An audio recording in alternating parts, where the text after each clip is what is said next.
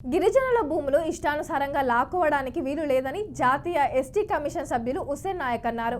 కొడంగల్ నియోజకవర్గంలోని లగచర్ల గ్రామంలోని తండాల గిరిజనులతో ఆయన సమావేశమయ్యారు.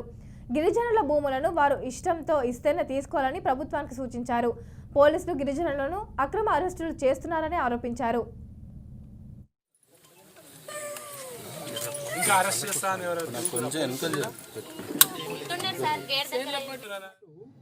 ఇక్కడ ఉన్న అమాయకులు గిరిజన బిడ్డలు ఉన్నారు, మిగతా వాళ్ళు ఉన్నారు. వాళ్ళ ల్యాండ్ పూలింగ్ చేసే విధానంలో మీరు తప్పు చేస్తున్నారు. మీరు ల్యాండ్ కావాలని అడిగితే వాళ్ళు అవసరమైతేనే ఇస్తారు. బలవంతంగా తీసుకోవడానికి మీకు రైట్స్ లేవు. ఎట్టు పరిస్థితిలో వాళ్ళకి ఏం కావాలో ఇప్పుడు ఇక్కడ స్థానికులు నడుస్తున్న రేటు ఏం నడుస్తుందో ఆ రేటు ఇవ్వాలి. కానీ మీకు గవర్నమెంట్ వాల్యూ ఇస్తా అంటే కుదరదు. పొలాలు ఊర్లు పారిపోయారు, నాలాలు వేసుకొని ఉన్నారంట. కాబట్టి వాళ్ళు ఇబ్బంది పడుతున్నారు. కాకపోతే ఒక విషయం నాకు ఒకటి అర్థమైంది ఏంటంటే, కొంతమంది వేరే వ్యక్తులు, వేరే పార్టీ నాయకులు ప్రేరేపించి కొంత వెనకాల నుండి కూడా ఇబ్బంది పెట్టింది అనేది కొంచెం కనిపిస్తుంది. వాళ్ళు చేయలేదు, వాళ్ళ వెనకాల నెట్టేసి వీళ్ళని ముందు తోసేసి పడుతుంది.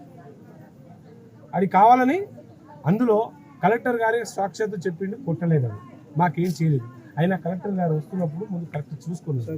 కలెక్టర్ గారు వచ్చేటప్పుడు గతంలో 15 రోజులు 20 రోజుల కింద గొడవ అయింది అన్నారు. ఇంతకుముందు ఏదో గొడవ అయింది అన్నారు.